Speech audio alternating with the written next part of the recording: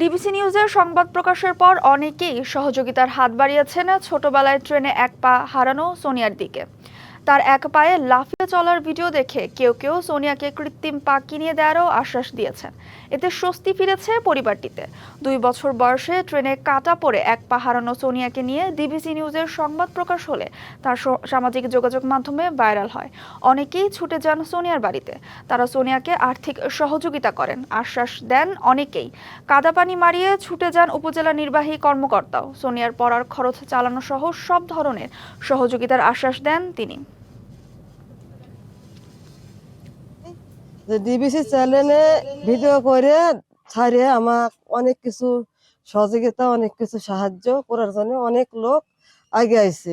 DBC নিউজকে অনেক ধন্যবাদ। তাদের প্রতিবেদনের কারণে এখন আমাকে অনেকজনই বিকাশে, নগদে অনেক সহায়তা করতেছে। আশা করি আমার একটা পায়েরও ব্যবস্থা হয়ে যাবে।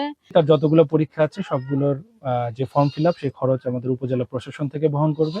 তার ঘরটিও জরাজীর্ণ, এই ঘরটি তার নিজের জায়গায় নয়। সে চাইলে আমাদের সরকার যে ঘরগুলো দেয় আশ্রয়ণ প্রকল্পে, সে ঘরে আমরা একটা ঘর ম্যানেজ করে দিতে পারবো।